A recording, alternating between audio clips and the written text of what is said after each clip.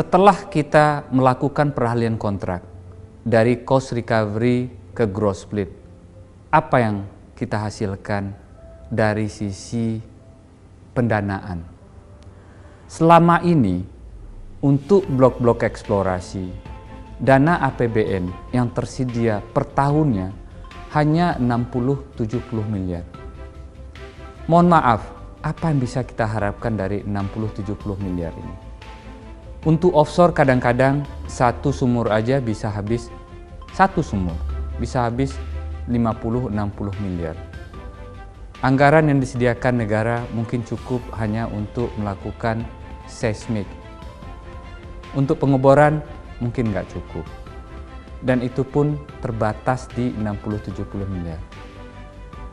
Apa usaha kita kalau ingin blok-blok potensi-potensi yang ada, basin-basin yang ada di Indonesia bisa tereksplor dengan lebih masif lagi? Sistem gross split sampai hari ini mampu mengumpulkan dana atau uang lebih dari 31 triliun rupiah yang bisa digunakan untuk kegiatan eksplorasi di seluruh Indonesia, yang selama ini hanya 60-70 miliar setahun. Sekarang kita mampu mempunyai dana 31 triliun yang berasal bukan dari APBN, tapi berasal dari kontraktor itu sendiri yang pledge, yang sudah mengatakan bahwa mereka sanggup berinvestasi 31 triliun rupiah dalam 5-10 tahun ke depan. Kalau seandainya dana ini tidak terrealisasi, kontraktor tidak mau melakukan kegiatan eksplorasi, maka dana ini akan masuk ke kas pemerintah. Artinya apa? Dana ini sudah ada dan kontraktor sudah menyediakannya untuk kegiatan eksplorasi dalam jangka waktu 5-10 tahun ke depan.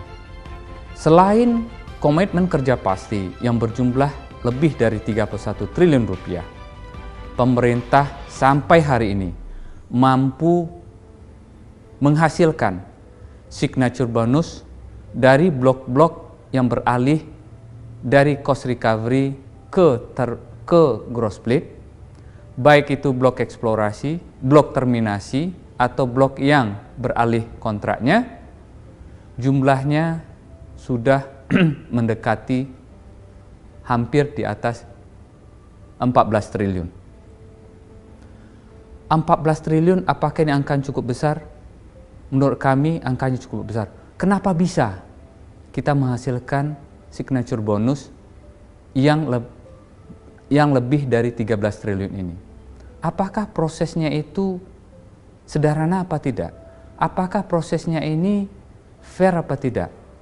Inilah yang kita bikin guideline-nya di Kementerian ESDM. Lapangan terminasi misalnya, kita hitung berapa nilai cadangan terbuktinya dalam masa kontrak ke depan, misalnya 20 tahun. Kemudian kita net present value kan dengan uang sekarang. Kita hitung berapa potensi ini. Kemudian pemerintah mengatakan 1/4 dari NPV nilai blok tersebut setelah dikurangin komitmen kerja pasti, dikurangin dengan unrecovered cost atau cost-cost yang belum terbayarkan sebelum kontrak itu berakhir, maka 25% dari net NPV ini yang harus dibayarkan minimum kepada negara. Totalnya sampai hari ini negara sudah berhasil mengumpulkan di atas 13 triliun rupiah. Dalam sejarah Republik ini belum pernah kita mempunyai dana untuk eksplorasi yang sebesar kita kumpulkan sampai hari ini. Lebih dari 31 triliun rupiah dana yang terkumpul untuk kegiatan eksplorasi ke depan adalah dana yang cukup besar.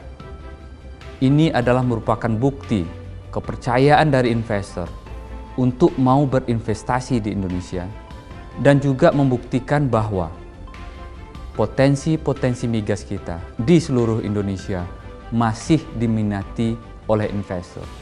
Bukti nyata inilah yang sekarang kita usahakan agar generasi kita ke depan bisa juga menikmati oil and gas, minyak dan bumi kita, kekayaan alam kita, sehingga mereka bisa hidup lebih baik dari apa yang kita rasakan hari ini.